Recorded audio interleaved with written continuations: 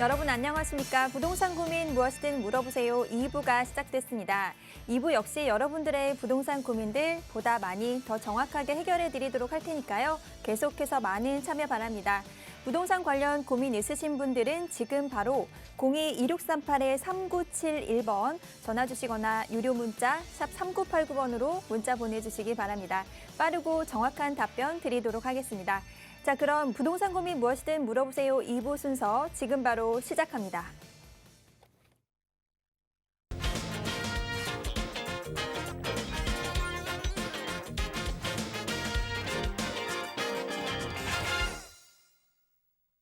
네, 부동산 고민 무엇이든 물어보세요. 월요일 2부. 여러분들의 부동산 고민 확실하게 해결해 주실 전문가분 모셨습니다. 부동산 캣 김남현 대표 나오셨습니다. 대표님 어서 오세요. 안녕하십니까? 부동산 캣 대표 김남현입니다. 최근에 물가 때문에 고민하시는 분들 굉장히 많으실 겁니다. 우리 시청자분들께서도 뭐 기름을 넣는다거나 아니면 장을 보러 간다거나 이렇게 어디 소비를 하러 갔을 때 최근에 물가가 정말 크게 뛴 것을 우리가 확인을 할 수가 있죠. 지난 1년 사이에 OECD 38개국의 평균이 9%가 넘게 물가가 올랐다고 하니까 전 세계적으로 이 물가 때문에 상당히 정책 당국에서 고심이 깊은 것 같습니다. 그래서 이번 주에 있을 미국의 금융통화 회의에서도 빅스텝 내지는 자이언트 스텝으로 기준금리를 또 큰 폭으로 인상할 것으로 점쳐지고 있다 보니까 우리 자산 시장에 투자하고 계시는 많은 분들께서는 이 자산 시장의 향방이 어느 식으로 갈지 상당히 고민하고 계실 것 같고요. 또 부동산 시장에 역시도 반드시 이 금리 부분은 영향을 큰 폭으로 미칠 수밖에 없기 때문에 우리가 앞으로 투자하는 데 있어서 이런 금융 또 거시 경제 여건에도 상당히 신경을 써야 될 것 같습니다. 어찌됐건 우리가 지난 십수년간 겪어보지 못했었던 강력한 긴축의 시대에 들어가 있는 것만큼은 확실하고요. 그로 인해서 우리가 투자를 할 때 있어서도 상당히 단기 차익을 위한 투자보다는 앞으로 상당히 긴 기간, 장기로 투자를 해야만 이 긴축의 시대를 이겨내면서도 상당히 좋은 수익을 낼 수 있겠다 이런 생각을 좀 해봅니다. 이어지는 시간을 통해서는 우리가 겪고 있는 이 긴축의 시대에 어떤 식의 투자를 통해서 우리의 자산을 지켜나갈지 이 부분에 대해서 세세하게 상담을 해드리고자 하니까 주저하지 마시고 전화 주셔서 저와 속 시원하게 고민을 해결하셨으면 좋겠습니다. 네, 대표님 말씀처럼 어느 때보다도 신중한 투자가 요구되는 시기입니다. 네, 그래서 저희 전문가들이 함께하고 있으니까요. 네, 계속해서 많은 참여 바라겠습니다. 네, 부동산 투자 관련 궁금한 점 있으신 분들은 하단에 보이는 무료 상담 전화 02-2638-3971번 시청하시는 누구나 이용하실 수 있는 무료 전화고요. 또 유료 100원의 상담 문자 샵 3989번으로 항상 열어두고 있으니까요. 언제든지 연락 주시면 도움 드리도록 하겠습니다. 자, 오늘 방송 말미에는요, 이 부동산 시장을 예측해보고 또 다양한 변수들 알아보는 시간 준비되어 있으니까요. 계속해서 시청해 주시기 바랍니다.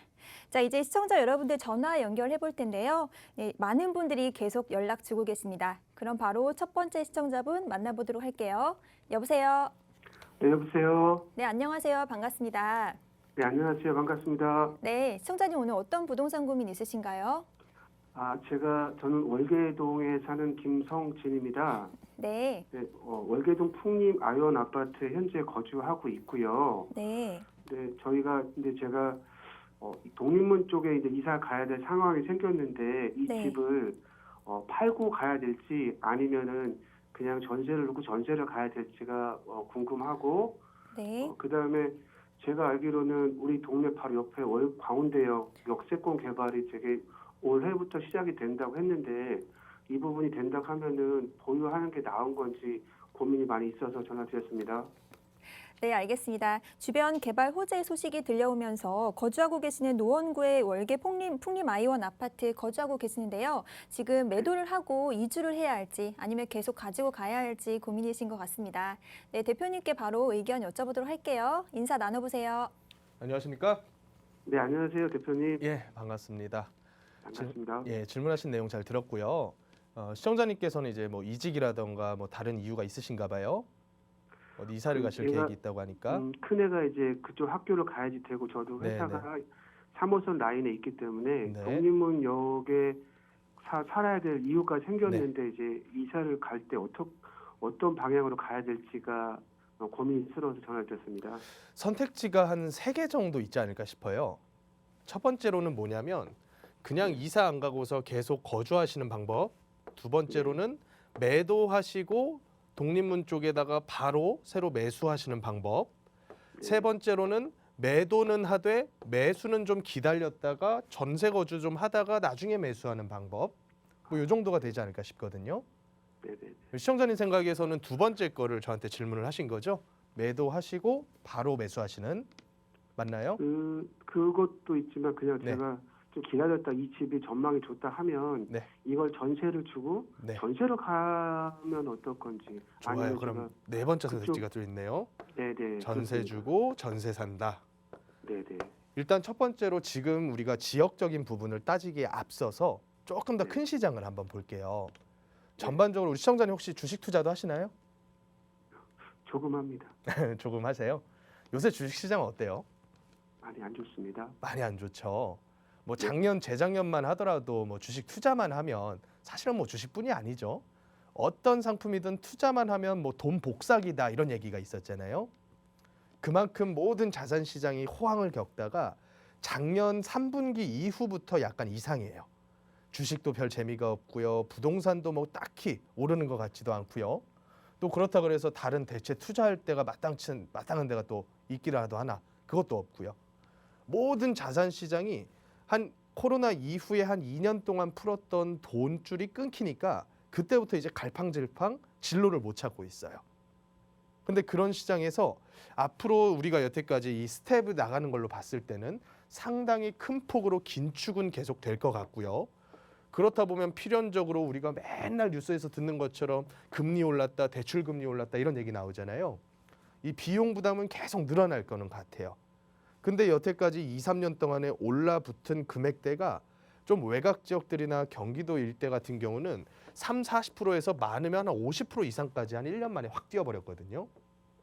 그러니까 매수인들이 요 올라 있는 가격대를 이제부터는 가격으로 인정을 안 하려는 경향이 좀 생겨버렸어요. 그러니까 가장 수요층이 낮았었던 외곽 지역부터 해가지고 수요가 뚝 끊겨서 거래가 없고요. 또 급하게 매도하실 분들은 좀 싸게 내놓고 있던 와중에 새 정권이 들어오면서부터 양도세 중과 배제를 1년 동안 시행을 해버렸어요. 그러니까 서울 같은 경우는 구마다 한 달에 늘어나는 매물 건수가 적게는 10%에서 많게는 15%가량 늘어나고 있어요. 자, 이게 지금의 조금 더 큰 시장을 제가 설명을 드렸습니다. 시청자님 보시기에는 지금 상황에서 전반적인 집값이 한 단계 더 점프를 할 수 있을 것 같습니까? 아니면 조금 멈칫할 것 같습니까? 멈칫할 것 같습니다. 멈칫하다가 그 다음에는 또 어떻게 될 것 같아요? 1, 2년? 뭐 6개월, 1년? 이 정도 있다가? 잘 모르겠습니다. 잘 모르겠죠. 사실은 저도 뭐 100% 확신하지는 못해요. 근데 전반적인 분위기가 큰 폭으로 다시 돈을 푸는 방향으로 넘어가기 전까지는 지금 분위기가 유지만 되더라도 가격은 좀 빠질 수밖에 없지 않겠느냐라는 생각이 좀 들어요. 그러면 지금 요 전반적인 이해를 먼저 해놓고 나서 지역을 보자면 지역적으로 봤을 때는 나쁠 게 없습니다. 이 일대에 있는 월계 주공 아파트 일대나 월계 미미삼이라 그러죠. 이쪽 일대가 다 재건축 아파트고요. 상당히 파급력이 큰 대단지 규모의 재건축 아파트입니다. 그리고 말씀하신 것처럼 이쪽 일대는 뭐 복합시설로서 가운데 역세권 자리가 개발이 또 될 거고 또 GTX라는 교통 이슈가 청량리 일대부터 쭉 내려올 거고 그럼 결과적으로 지역적인 이슈는 나쁘지 않다. 그래서 지금 단기 몇 년 동안에 추가적으로 더 점프하기를 바라는 것보다는 이 정도 금액선에서 선택할 수 있는 지역들 중에서 이슈로는 상당히 괜찮지 않겠느냐라는 생각은 들어요.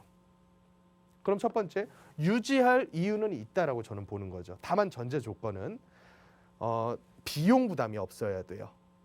예를 들어서 최근 1, 2년 사이에 50%, 60% 이상의 대출을 껴가지고 샀다던가 아니면 다주택자여가지고 조금만 있으면 종부세 부담이 확 늘어난다거나 이런 입장만 아니라면 1주택으로 유지하기에는 상당히 무난하고 괜찮지 않겠느냐라는 생각이 좀 들어요. 네네. 이게 이 아파트에 본 제 견해고요. 그러면 전반적으로 봤을 때 이거를 매도하고 바로 매수할 만큼 지금 다급하게 지역을 옮기셔야 되는 상황이냐. 그런 상황만 아니라면 저는 그냥 유지하시는 게 세제적으로 훨씬 더 유리하다고 말씀을 드리고 싶어요. 네. 그리고 지금 분위기가 어떠냐면요.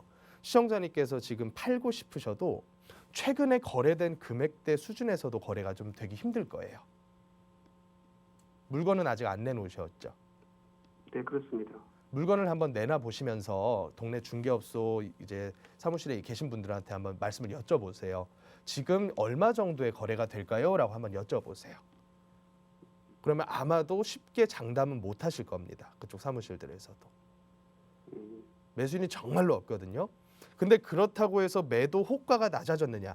큰 폭으로 낮아지지는 않았어요. 그러니까 쉽게 얘기해서 나는 빨리 팔고자 하면 싸게 팔아야 되고요. 다른 데 가가지고 급하게 물건 잡으려고 그러면 높아진 호가 그대로 주고 사야 돼요. 그래서 저는 이 네네. 상황에서는 그냥 보유 중인 1주택 유지 쪽에 손을 들어드리고 싶어요. 아, 네, 고맙습니다. 네, 여기까지만 정리드리겠습니다. 아, 네, 고맙습니다. 네, 감사합니다. 수고하십시오. 네. 네, 시청자님 예상하셨던 것처럼 광운대 근처 역세권 개발 소식이 들려오면서 유지, 보유하시라는 의견 드렸습니다. 고민해보시고 궁금한 내용 생기시면 다시 연락 주시기 바라겠습니다. 자, 그럼 바로 다음 시청자분 만나보도록 하겠습니다. 여보세요? 네, 안녕하세요. 네, 안녕하세요. 반갑습니다. 네, 반갑습니다. 네, 시청자님 오늘 어떤 부동산 고민 있으신가요? 아, 예, 제가 3주택자인데요. 네, 지금 거주하는 곳은 장이동 루첸 아파트고요. 네, 여기서 지금 한 14년 차 살고 있고요. 또 그 임대사업자 낸 거는 개봉동 한마을 아파트. 네. 네, 거긴 한 4년 됐어요. 음, 그리고 또 이제 조그만 빌라 투룸은 2000년도에 가산동에 하나 사놨고요. 네, 그것도 임대사업자 10년 차 냈거든요. 네, 근데 이제 궁금한 것이 뭐냐 하면요. 네, 개봉동 그 한마을 아파트 네, 그거를 그때 단기 4년 임대사업자를 냈는데 정부에서 자동말소를 했잖아요. 네, 그래서 이제 그게 그 임대사업자 낸 게 4년 만기가 올 9월 20일이면은 4년 되거든요. 네. 그래서 만약에 지금 거주하고 있는 지금 대명 루첸 아파트 네, 요거를 만약에 매도를 하게 되면은 네. 그 비과세 혜택을 받을 수 있는지 그걸 궁금해가지고요. 네, 알겠습니다. 지금 거주하고 계시는 곳이 장위동에 있는 루첸 아파트라고 하셨는데요. 네네. 지금 비과세도 걱정하고 계세요. 14년째 거주를 하셨다고 하셨는데 3주택자 상황에서 세금 문제도 고민이 많이 되시는 것 같아요. 네네. 네, 대표님께 어떻게 생각하시는지 한번 여쭤보도록 할게요. 인사 나눠보세요. 네. 안녕하세요. 안녕하세요. 반갑습니다. 네네, 반갑습니다. 네. 시청자님 대표님. 지금 제가 말씀 잘 들었는데 네네. 거주하시는 장위동 거 빼고 두 개를 다 사업자 등록을 해 놓으셨다 그러신 거죠? 네, 그런데 네. 이제 그 개봉동에 있는 거 한마을 아파트는요, 네. 이제 그 정부에서 4년 단기를 네. 임대사업자를 냈는데, 네. 그 정부에서 그 자동말소를 했잖아요. 네네. 근데 이제 그게 4년 차가 올해 9월 20일 되면 4년 만기가 돼요. 네.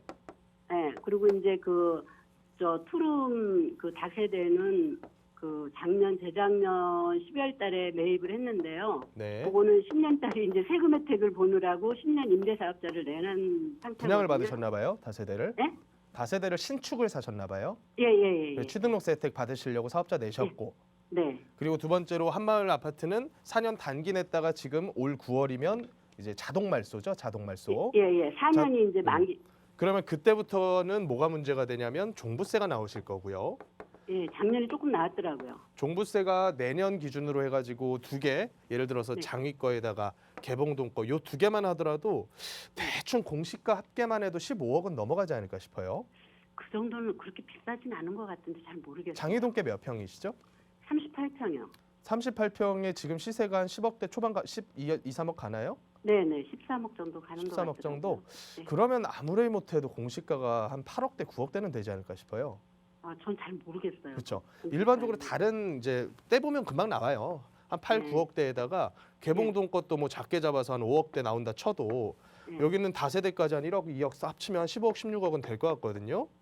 그러면 대충 종부세가 1년에 한 600 전후로 나오시지 않을까 싶어요. 5, 600 정도 수준에서. 그럼 이거 부담스럽습니까? 안 부담스럽습니까? 부담되죠. 부담되죠. 네. 그러면 이제 팔아야 되긴 하는데 네. 뭐부터 정리를 해야 될까 한번 고민을 해봐야겠죠. 그때는 또 뭘 따져봐야 돼요? 양도세 따져봐야죠. 네, 그러면 네. 자, 양도세 한번 볼게요. 일단은 지금 현행 세제는 어떠냐면 임대사업자를 등록을 하더라도 거주 1주택에 대한 비과세는 한 차례밖에는 못 받아요. 네. 그래서 생애 1회 비과세라고 아예 명시를 해놨거든요. 네. 그러면 만약에 장위동 거주하시는 걸 팔게 되면 얘는 비과세는 받으실 수 있을 거고요. 아, 그래요? 네. 개봉동 아파트는 임대 의무 기간을 충족하고 네. 자동 말소된 상태에서의 매도기 때문에 비과세는 아니고 일반세율로 적용을 받으실 것 같아요. 아, 양도세- 일반 세율. 일반세율이라고 하면 남은 그 금액 구간에 따라서 최소 6%에서 맥시멈 45%까지가 일반세율이거든요. 네. 그러니까 대충 한 2, 3억 남았다.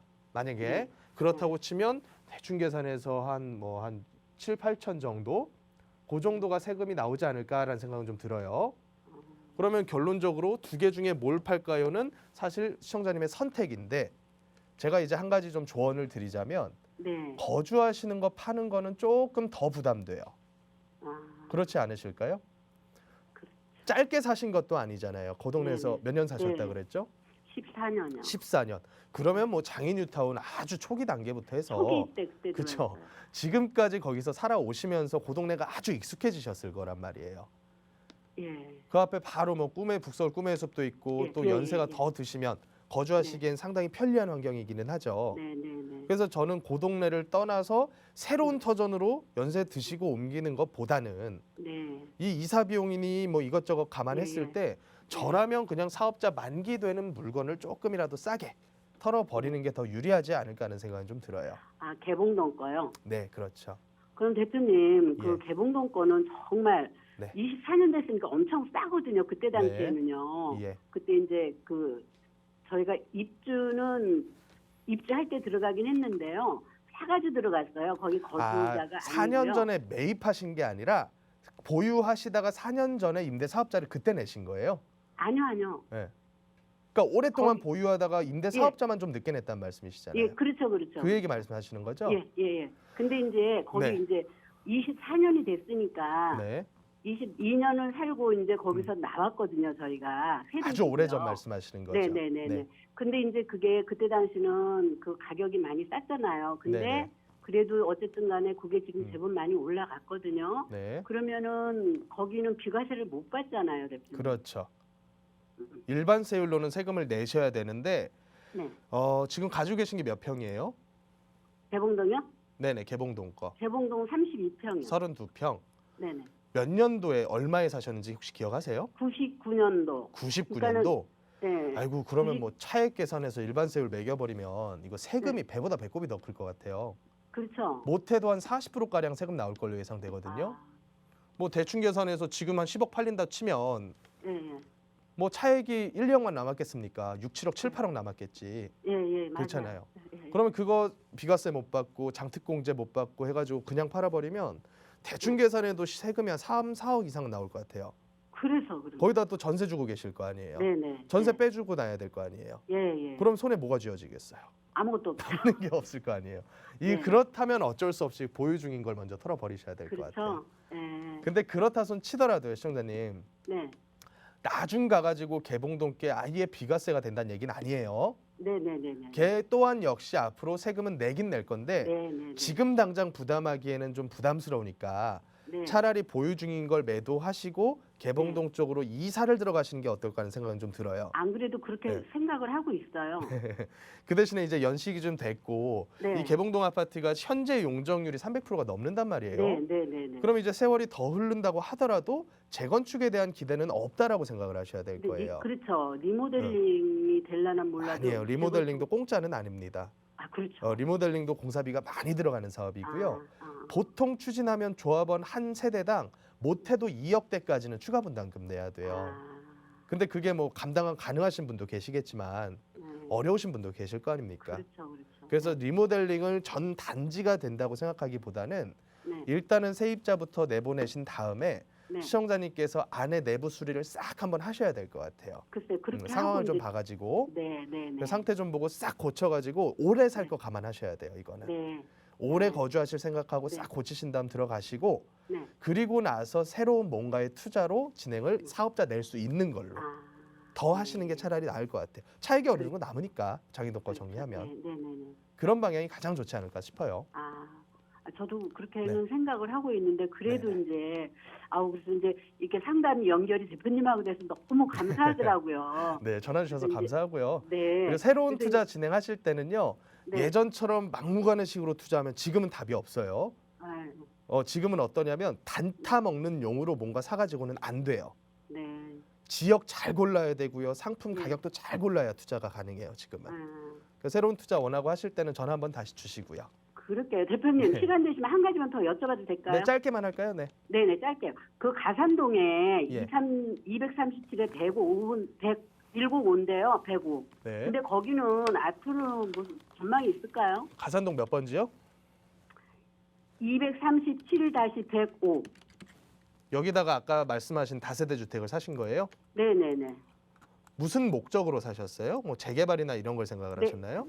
네. 근데 이것도 말이 좀 안 맞죠, 사실은. 신축을 사셨다면서 재개발을 보고 샀다. 약간은 좀 어폐가 있지 않을까요? 그래서 이 구역에 대해서 전반적인 분석을 좀 해봐야 되는데 네. 일단은 준공업 지역이고 준공업 지역들의 특징이 뭐냐면 일반적으로는 개별 한 개 한 개 필지가 굉장히 커요. 여기는 좀 예외적으로 필지 규모가 작거든요. 네. 근데 여기도 안에 가보시면 아마도 신축된 건물들이 상당히 많이 있을 거예요. 그러면 지금 가장 적은 노후 연식으로도 개발을 할 수 있는 그 근거 법이 뭐냐면 최근에 발표된 서울시의 모아주택이라는 사업이고요. 네. 요걸로 추진하면 그래도 최소 노후 연식이 20년 이상은 넘어가야 돼요. 몇 프로가 넘어가야 되냐면 57%가 20년 이상은 넘어가 줘야 돼요. 네. 근데 제가 언뜻 보기에는 그게 좀 현재로서는 어렵지 않을까라는 생각이 좀 들고 또 준공업 지역 같은 경우에는 200%까지 다세대 짓는 게 아니라 400%, 300%까지 도시형생활주택이랑 오피스텔이 혼재된 형태로 건축을 하거든요. 네. 그러면 지분이 작게 쪼개진 조합원이 너무 많이 늘어나 버려요. 네. 그럼 아무래도 조그만 필지 요만하게 쪼개가지고 아파트 한 두어 동 짓는데 조합원이 막 몇백 명이 되는 거예요. 그럼 현실적으로 좀 어렵지 않을까라는 생각이 좀 들지 않나요? 그래서 방향은 그 방향이 저는 맞다라고 보는데 문제는 이제 이런 분석이라던가 이런 거를 조금 더 자세하게 정밀하게 했어야 되지 않느냐라는 생각이 좀 드네요. 네. 여기까지만 일단 정리 드리겠습니다. 네, 대표님 감사합니다. 네, 고맙습니다. 네. 예. 네, 부동산 투자에서 세금 정말 절약하는 방법 빼놓을 수가 없는 것 같습니다. 절세하는 방법에 대해서 고민 많이 하셨는데요. 오늘 말씀 주신 내용 참고해 보시고 새로운 투자 계획 다시 세워보시기 바라겠습니다. 궁금한 내용 있으시면 하단의 전화번호 02-2638-3971번 또는 유료 문자 샵 3989번으로 문자 보내주시기 바라겠습니다. 자, 그럼 바로 다음 시청자분 만나보도록 할게요. 여보세요. 네, 여보세요. 네, 안녕하세요. 반갑습니다. 네, 안녕하세요. 네, 시청자님 오늘 어떤 부동산 고민 있으신가요? 세운 프로지오 그린비트라고 네, 생활 숙박권 시설인데 네. 이 분양권을 매수해도 괜찮을지 해서. 네, 세운지구, 네, 프루지오 그래피티, 예, 오피스텔 예, 매수 여부에 대해서 질문하셨는데요. 네, 개발 소식이 많이 들려오고 있는 이 세운지구 어떻게 보시는지 한번 여쭤보도록 하겠습니다. 인사 나눠보세요. 네, 안녕하세요. 안녕하십니까? 네, 안녕하세요. 네, 시청자님. 네. 오피스텔이 아니죠? 네. 도생 뭐라 그러셨죠? 생숙이죠? 생활형 생활 숙박 시설. 네. 그렇죠. 레지던스 말씀하시는 거죠? 예. 분양가가 얼마예요? 분양가가 평당 7천 나왔더라고요. 평당 7천. 전용 평당인가요? 뭐 무슨 평당인가요? 그까지는 제가 잘 모르겠더라고요. 근데 그 한 객실 몇 평짜리를 보고 오신 거예요? 예를 들어 9평이면은 네. 한 6억 5천? 6억 5천. 네. 시청자님 보시기엔 금액이 어떤 것 같아요? 싸다 제가- 비싸다. 시청자님 생각하시기에는. 비싼 것 같지도 않은 네. 것 같기도 하고. 그러면 만약에 비싸다라고 했을 때는 무슨 상품이랑 얘를 비교해야 될까요? 얘는 오피스텔도 아니고 아파트도 아니고 뭐도 아닌데 뭐랑 비교를 해야 될까요? 그래서 제가 좀 여쭤보려고. 애매하죠. 이게 사실은 참 판단이 어려운 문제예요. 네, 이제 레지던스라고 했을 때는 네, 일반적으로 생겨 먹은 거는 오피스텔이랑 호텔 중간 정도로 생겨 먹었는데 네. 문제는 법적으로 얘를 어떻게 보고 있느냐 요 문제거든요. 옛날에는 어땠냐면요. 옛날에는 레지던스, 그러니까 숙박 시설로 지어가지고 숙박업으로 영업을 안 하고 분양받은 수분양자들이 들어가서 살아도 행정적으로 뭐 다 지어서 분양자가 들어가 사는데 이걸 뭐 내쫓고 철거할 수도 없고 딱히 손을 못 댔단 말이에요. 네. 근데 작년인가 요 레지던스가 한창 호황일 때 문제가 뭐 좀 생겨버렸어요. 법을 하나 발의가 됐는데 오피스텔로 용도 전환을 할 수는 있게 일시적으로 허용을 해주겠다. 그 기간이 제 기억으로는 올 연말까지였나 작년이었나 그랬을 거거든요. 근데 문제는 이렇게 허용을 잠깐 동안 해준 다음에 요 안까지 오피스텔로 용도 변경이 안 된 레지던스들은 무조건 숙박업으로 등록을 해서 영업을 해야 된다. 안 그러면 이거 불법이다. 이렇게 법적으로 규정을 해버렸다는 거예요. 그러면 이게 뭐가 문제가 생기냐면 누군가에게 전세를 줄 수도 없어요. 왜? 전세자금 대출이 안 나와요. 주택이 아니기 때문에. 그렇지 않겠습니까? 네. 그리고 영업을 하려 그러면 내가 직접 숙박업 등록을 하고 나서 뭔가의 뭐 플랫폼 사이트라던가 객실을 올려가지고 손님을 받아야 되는데 관리도 내가 해야 되거든요. 그게 혼자 가능하겠어요? 한 개 호실 가지고? 그 정도는 안 될 것 같아요. 어렵겠죠. 그렇다 보니까 뭐가 끼냐면 운영 주체가 별도로 끼게 돼요. 네. 뭐 예를 들어 호텔 체인이라던가 이런 운영 주체가 들어와서 대리 사무를 맡기고 얘네들이 대리해가지고 호텔로서 영업을 해주고 여기서 수익이 남는 것을 수분양자들에게 이렇게 교부를 해주는 거거든요. 일종의 수익권이라고 보시면 돼요. 근데 만약에 영업이 잘 안 된다면 수분양자는 제대로 된 수익을 걷어갈 수 있을까? 없겠죠? 없거든요, 사실은. 그래서 문제됐었던 게 예전에 분양형 호텔이라던가 이런 게 상당히 문제가 많이 됐었거든요. 네. 그래서 저는 어떻게 보통 말씀을 드리냐면 뭐 가격적으로 굉장히 매력이 있다면 단타 목적으로 접근하기에는 상당히 괜찮습니다. 투자 자체가. 왜냐하면 주택으로서의 규제를 안 받아요. 네. 그렇다 보니까 주택수에도 포함 안 되지. 뭐 거주 요건도 없지. 그렇다고 해서 다주택 양도세 중과를 받지도 않지. 얼마나 좋습니까? 그래서 잠깐 보유하다가 준공 직후로 해가지고 피 받고 파는 정도 수준에서의 투자는 그때 당시엔 제가 괜찮다. 가격만 매력적이라면. 이렇게 말씀을 드렸는데 지금 시청자님 말씀하신 가격 보니까 제 기준에서는 너무 비싸요. 아, 6억대 투자가 들어갔으면 쉽게 얘기해서 월세 받는 수익형 상품을 사더라도 한 달에 최소 170, 180, 200은 나와줘야 매력이 있는 거거든요. 근데 제가 현실적으로 그 정도가 나올까라는 생각이 좀 먼저 들어요. 그리고 두 번째로는 나중에 빠져나올 때가 항상 문제가 돼요. 물론 이제 핵심 지역이기 때문에 거주 목적으로 전환을 해서 사용만 가능하다면 빠져나오는 건 문제가 안 돼요. 근데 법적으로 진짜 이렇게 딱 막아놓은 상태에서 빠져나오려면 나중에 5년, 10년 뒤에 이거 팔 때 골치 아플 수도 있어요. 그래서 결론, 일반적인 상품, 보편적인 상품으로 하는 게 리스크를 좀 줄일 수 있겠지 않느냐. 이런 생각이 좀 들어요. 이 예. 보편적인 상품에 괜히 세금을 많이 부과해 놓은 게 아니에요. 돈이 되고 투기의 대상이 되다 보니까 세금을 부과를 해놓은 거거든요. 네. 그러면 그게 돈 된다는 얘기거든요. 그렇지 않겠습니까? 예, 얘기 들어보니까 그러네요. 그래서 일단은요. 지금 현재 상태에서는 단타를 노리는 투자는 웬만하면 조금 보수적으로 보시는 게 좋아요. 네. 뭐 지금 상황 시청자님도 뉴스 같은 거 많이 보시지 않습니까? 네, 지금 상황이 저는- 어디 뭐 단타 먹고 빠질 수 있는 시장입니까? 좀 어렵지 않겠어요? 아, 목돈이 들어가니까 네. 단타는 좀 힘들 것 같아요. 지금도요. 얼마든지 투자할 거는 있어요. 부동산 투자도. 아, 그래서 지금 상태에서 제가 항상 계속 말씀드리는 거는 지금같이 정말로 위험한 상황이 돼버리면 리스크 높은 상품은 하지 말아라. 리스크를 가장 줄일 수 있는 상품으로 가되 리스크 줄이려면 방법은 딱 하나입니다. 비용 적게 들어가는 거. 내가 5억이 있으면 그중에 1억만 갖고 할 수 있는 거 하면 돼요.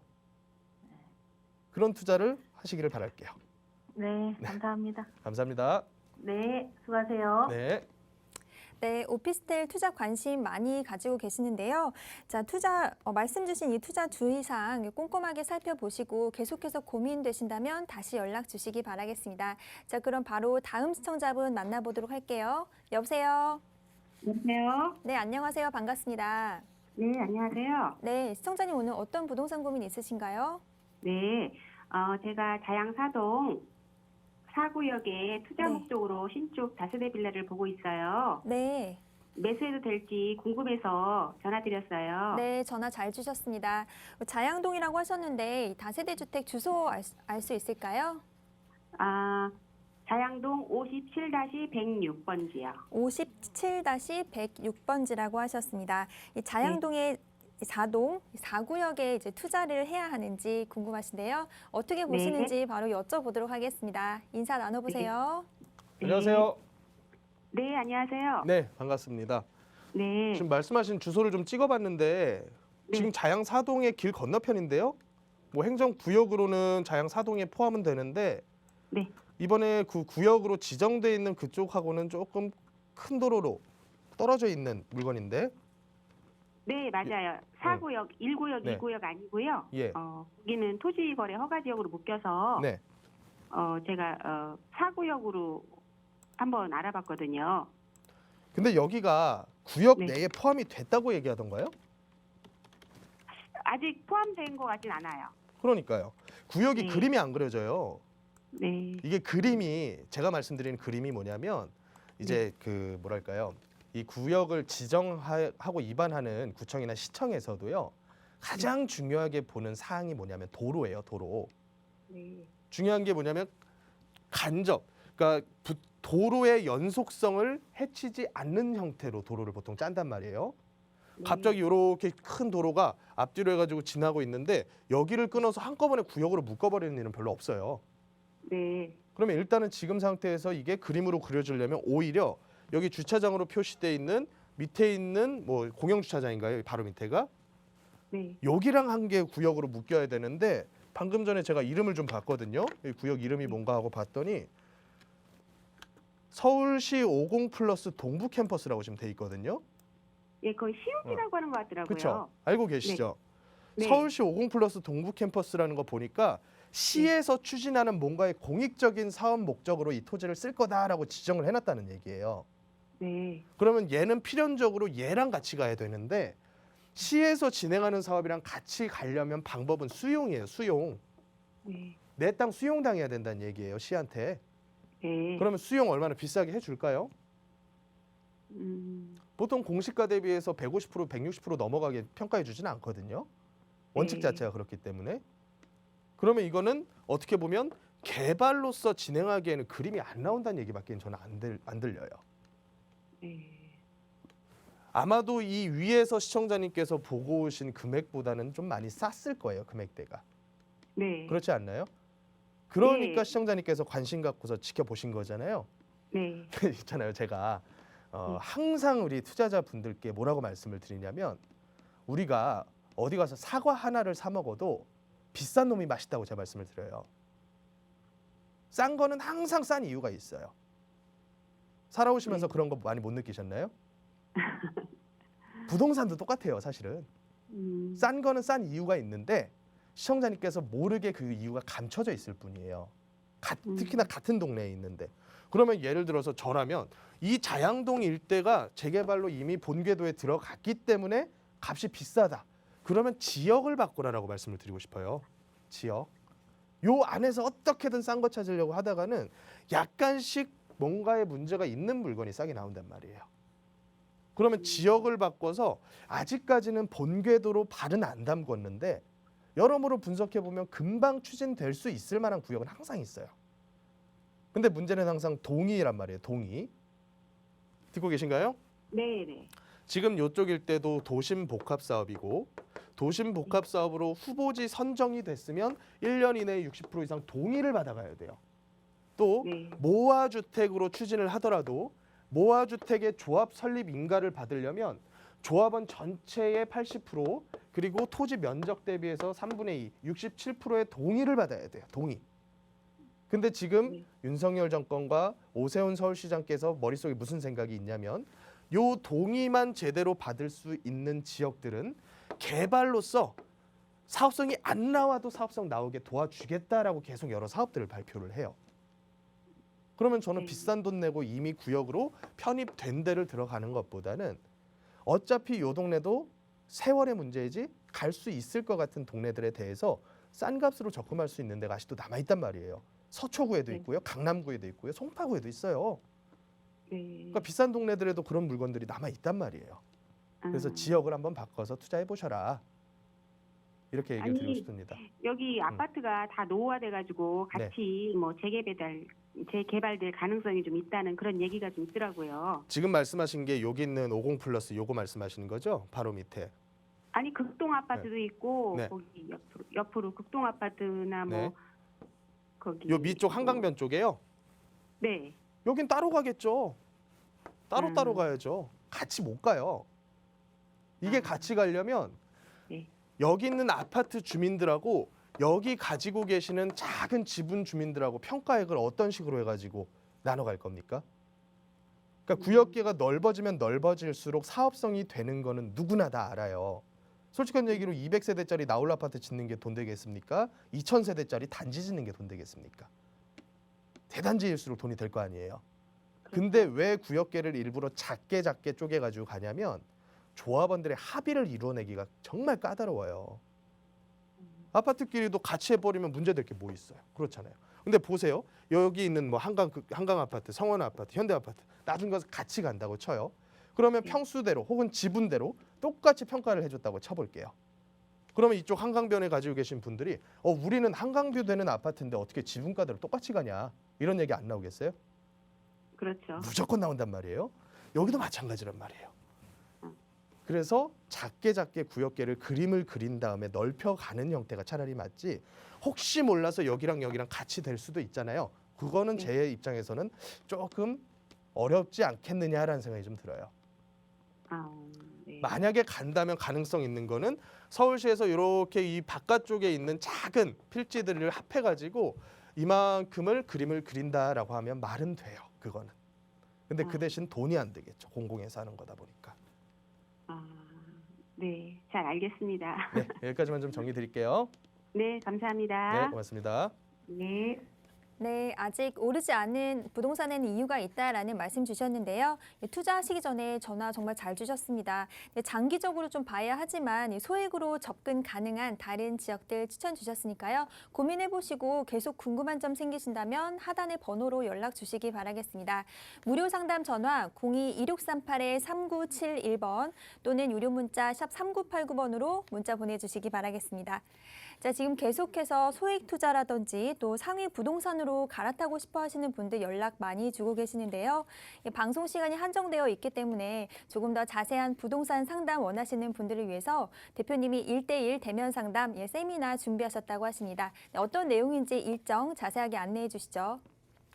예, 세미나는 제가 매주 화요일마다 진행을 하고 있습니다. 세미나는 최근 들어서 오세훈 시장께서 새롭게 다시 한번 서울시장으로 당선이 되셨죠. 그래서 그 전부터 논의하고 있었던 모아주택과 모아타운에 대한 그런 사업들이 급물살을 탈 것으로 예상이 되고 있습니다. 그런데 지금까지 나와 있는 이 사업에 대한 어느 정도 사업성을 한번 보자면 상당히 이 사업성을 높여주면서 또 동시에 동의만 있다면 여러 가지 까다로운 요건들은 상당히 많이 완화해주는 그런 요건을 담고 있어요. 그러니까 우리가 투자할 때는 최근에 이제 투자할 데가 없다 이런 얘기가 많이 들려오는데 투자를 진행할 때 최근에는 단기 타행용으로 1, 2년을 보고서 뭐 잠깐 먹고 빠지겠다. 이런 식의 투자는 어렵다. 최소 5년, 10년 바라보고 묻어둘 수 있는 좋은 지역에서 이런 형태의 가능성이 높은 사업에 대한 분석을 해보고 그리고 접근하는 투자는 아주 합리적으로 작은 금액으로 특히나 자녀분들, 성인이신 자녀분들에게 증여하는 목적으로 상당히 괜찮은 투자가 될 수 있겠다. 이런 생각이 들어서 제가 세미나 자리를 준비했고요. 또 전반적인 이 시대에 대한 설명과 앞으로 부동산 전반적인 시장에 대한 전망 이런 부분이 궁금하신 분들께서도 주저하지 마시고 전화 예약 주신 후에 참석해 주시면 감사하겠습니다. 네, 이렇게 매물이 쏟아지고 있는 상황에서 좀 타이밍을 잘 잡으셔서 경쟁 지역에 입성하실 수 있는 방법 같이 대표님과 세워보시기 바라겠습니다. 자, 참여 방법 역시 하단에 나가고 있는 번호 02-2638-3971번 또는 유료 문자 샵 3989번으로 문자 보내주시면 세미나 참여 방법 친절히 안내해 드리도록 하겠습니다. 자, 이번에는요. 샵 3989번으로 보내주신 문자 사연 하나 살펴볼 텐데요. 뒷번호 1243번 쓰시는 시청자분의 사연입니다. 인천시 부평 금호타운 아파트를 매도하고 싶은데 시점에 대해서 궁금합니다라는 질문 주셨거든요. 매도 타이밍 어떻게 보시는지 한번 여쭤보도록 하겠습니다. 예, 매도 같은 경우에는 결론부터 말씀드리자면 최고가의 발견은 늦었죠.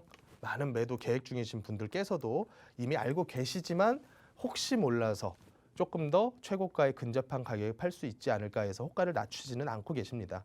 물론 이제 아주 급하신 분들 몇 분 위주로 해서 최근 들어서 방금 보시는 것처럼 작년, 재작년만큼의 많은 거래는 없지만 어느 정도 수준에서는 거래가 점으로 이어지고 있지만 가격의 추세를 보자면 급상승의 추세는 꺾이고 오히려 일부 폭 하락하는 모습을 많이 보이고 있습니다. 그래서 이런 상황에서 중요한 것은 앞으로 추세적인 부분을 우리가 따져봐야 되는데 쉽게 얘기해서 이렇게 분위기가 죽어가다가도 다시 급반전을 해서 한 단계를 더 갈 수도 있지 않느냐 이런 생각을 하시는 분도 계시거든요. 근데 지금 일단 공급적인 부분의 측면에서는 신축 주택의 공급을 바라볼 게 아니라 기존에 다 지어져서 시장에 있는 재고 주택의 공급이 얼마나 많이 되고 있느냐를 우리가 한번 볼 필요가 있어요. 이게 바로 매도 물량들이거든요. 기존에 작년 9월까지 대출이 제대로 나왔을 때는 이 매도 물량이 많이 쌓이고 있지 않다가 대출이 끊기자마자 매도 물량이 시장에 적체화되기 시작을 했어요.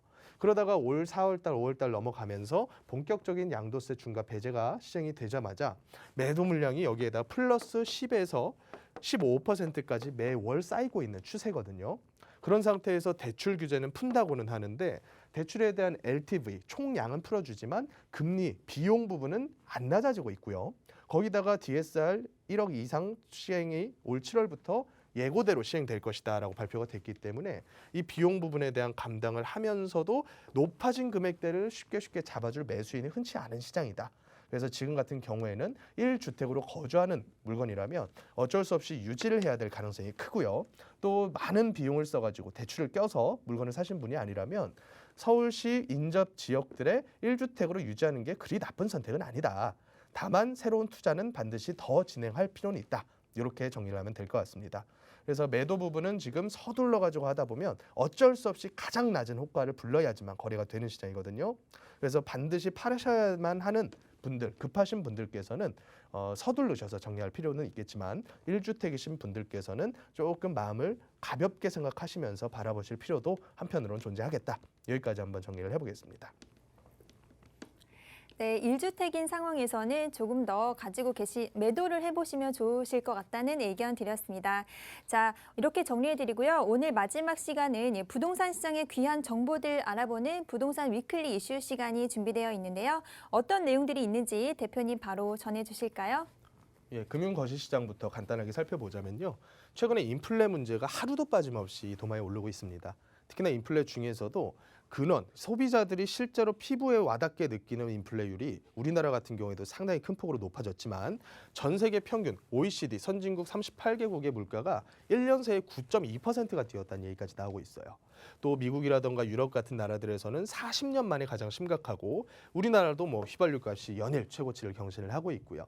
그래서 이 물가 부분 때문에 곧 투자를 해야 된다.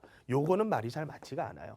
물가는 반드시 금리 인상이라고 하는 걸 가져오게 되고 이 금리 부분 때문에 각국의 통화은행과 그리고 정부에서 굉장히 고심을 했지 않겠습니까?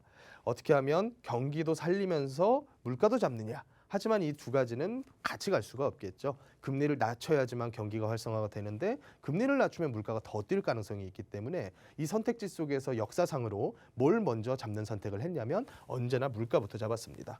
그래서 경기가 좀 망가지더라도 물가를 통제하기 위한 수단으로 금리를 계속해서 손댈 수밖에 없을 것이고 그렇다 보면 너무나 프리미엄이 많이 붙어 있는 형태의 상품들은 한동안 이 금리 부분 때문에 정신을 못 차릴 수가 있다. 지금만 하더라도 어떻습니까? 3, 4억씩 쉽게 20대건 30대건 대출을 풀로 끌어다가 영혼까지 끌어다가 주택을 샀었던 분위기가 불과 1, 2년 전입니다. 근데 지금의 분위기는 대출을 무서워하는 분위기가 하나씩 나오고 있고요. 지난 10수년 동안에 우리가 긴축이라고 하는 시장을 제대로 겪어본 적이 없기 때문에 지금은 이 추세가 어디까지 이어져서 금리가 어디까지 상승할지를 모르는 상황입니다. 그래서 지금 7%다, 8%다, 9%다 예상되는 대출 금리 역시 계속 높아지고 있는 상태고요. 그래서 프리미엄 너무 많이 붙은 물건은 피하시되 문제는 지금 공급 대책으로서 쏟아져 나오고 있는 여러 가지의 사업 종류들이 있죠. 그래서 최근에는 이 2종 7층에 대해서 서울시에서 모아주택으로 진행을 했을 경우에는 층수 제한을 조건 없이 최고 15층까지 평균 13층 완화해 주겠다라고 하는 보도 자료가 나왔어요. 그래서 이 내용이 무슨 내용이냐. 제가 보건대 지금 서울시에서는 노후되고 낙후되어 있는 2종 일반 주거지역과 2종 7층 일반 주거지역을 전면적으로 갈아엎을 준비를 하고 있지 않느냐라는 생각이 좀 듭니다. 어찌됐건 다세대로서의 쪼개기가 한번 이루어지게 되다 보면 아무리 이 다세대촌의 연식이 높아진다 하더라도 사업성이 제대로 나오지 못해서 아파트로서의 재개발, 재건축을 진행하지 못하는 구역이 정말 많이 있거든요. 통계상으로만 봐도 60~70%가량이 서울에는 2종 일반 주거지역으로 되어 있다 보니까 이런 지역들이 앞으로 10년, 20년 지나면 정말로 많이 슬럼화가 될 가능성이 있습니다. 그래서 뭘 했냐면 노후 연식도 낮춰줬고요. 30년에서 20년으로. 노후 연식의 평균 비율도 67%가 아닌 57%까지 낮춰주면서 쉽게 얘기하면 이런 겁니다. 요 구역 섹터를 정해서 주민들만 원해서 동의를 하면 갈 수 있게 해주겠다. 사업성 안 나온다? 사업성 높여주겠다. 구역이 좁다? 넓혀주겠다. 모든 조건을 다 해줄 테니 딱 하나, 동의만 제대로 받아와라. 주민들만 원하면 이걸 도와주겠다라는 식의 발표를 하고 있는 거죠.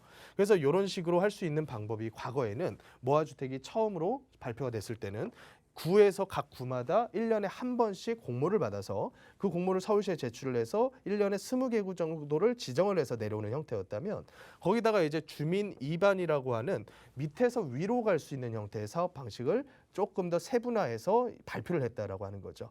그래서 제가 보는 눈에는 좋은 지역들, 이 좋은 지역의 기준을 저는 뭘로 보냐면 다 지어졌을 때의 아파트 값은 비싸지만 현재 내가 매입하는 다세대 지분의 값은 상당히 저렴한 지역을 보고 저는 좋은 지역이라고 합니다. 그러면 어찌됐건 아파트 값이 비싼 동네로 가야 된다는 얘기고 그 중에 있는 저밀도 지구들 중에서 동의가 제대로 나올 수 있는 단독 다가구가 많이 남지 않은 지역들, 그런 지역들 내에서 1억 혹은 뭐 5천만 원, 1억 5천 요 정도 작은 금액으로 투자를 한다면 상당히 이거는 묻어두기에 괜찮은 투자 방법이 될 수도 있겠다. 그래서 최근 들어서는 이런 형태의 투자를 누가 가장 많이 진행을 하시냐면 자녀 목적으로 증여하시려는 분들께서 비과세를 증여세를 안 낼 수 있는 범위 내에서까지만 증여를 하고 또 자녀가 소득이 있어서 세대 분리만 해놓는다면 취등록세 중과도 안 나올 수가 있거든요. 만약에 본인 투자를 하려면 지금은 임대 사업자를 내시는 게 조금 더 유리하기는 합니다. 하지만 이거보다 조금 더 세제적으로 유리하려면 오히려 성인인 자녀가 무주택이고 세대 분리가 가능하다. 그러면 증여를 예컨대 한 5천만 원 정도까지 진행을 하고 자녀께서 모아놓으신 뭐 1, 2천, 2, 3천 금액만 가지고도 서초건, 강남이건, 송파건 비싼 동네들에서 투룸 내지 쓰리룸짜리까지도 갭 투자 형태로 진행을 할 수가 있거든요. 그래서 이런 형태로 진행하다가 나중에 세월이 좀 흘러서 여기가 본궤도로 접근을 할 가능성이 생긴다. 그러면 1차적으로 프리미엄이 붙습니다. 진행이 실제로 되건 안 되건 이거는 돈부터 벌고 출발을 하는 거예요. 그 상태에서 이게 본궤도로 들어가서 조합 설립 인가가 나기 전후로 해서 저는 자녀께서 한 2년 정도 거주를 하고 나오시는 게 세제적으로 가장 유리하겠다. 이런 판단이 좀 들거든요. 그래서 지금은 이런 투자할 수 있는 방향 중에 한 가지를 제가 소개를 해드린 거니까 이 부분을 참고하셔서 앞으로 계획 짜시는데 잘 활용하셨으면 좋겠고요. 어찌됐건 이 시장은 계속해서 돌아갑니다. 시장이 아무리 망가졌고 아무리 거래가 없고 아무리 뭐 여러 가지 여건이 힘들더라도 언제나 그런 시장에서 투자할 것이 나왔었고요. 투자는 계속해서 세월을 거치면서 단단해지기 마련입니다. 그래서 너무 위축되지 마시고 지금 상황에서도 할 수 있는 투자 반드시 잘 찾으셔서 합리적인 투자를 진행하셨으면 좋겠습니다. 도움 필요하신 분들께서는 내일 있는 세미나 예약 후에 저와 만나 뵙고 말씀 나누시도록 하겠습니다. 네, 경기 전망에 따른 앞으로의 부동산 방향, 흐름 분석해 주셨는데요. 도움 필요하신 분들은 세미나 시간 이용해 보시면 좋으실 것 같습니다. 네, 김남효 대표님이 직접 운영하시고 있는 이 무료 세미나는요. 내일과 토요일 이 두 차례에 걸쳐서 진행된다고 하시니까요. 아직 2022년 하반기 투자 계획 어떻게 세워야 할지 모르겠다. 네, 투자 포트폴리오 제대로 세워보고 싶다 하시는 분들은 시간 이용해 보시면 좋으실 것 같습니다. 자, 언제든지 무료 상담 전화 02-2638-3971번으로 전화 주시고 유료 문자 샵 3989번으로 문자 보내주시기 바라겠습니다. 네, 이렇게 빨리 달려왔는데요. 저희가 준비한 소식은 여기까지입니다. 네, 저희 프로그램은 여러분들께 보다 다양한 정보 제공해 드리기 위해서 마련되고 있습니다. 해당 부동산의 가치 또는 매물 가격의 상승 하락을 보장하지 않는다는 점 꼭 유의해 주시기 바라겠습니다. 그럼 오늘 하루 마무리 잘하시고요. 저희는 내일 이 시간에 다시 찾아뵙도록 하겠습니다. 지금까지 시청해주신 여러분 고맙습니다.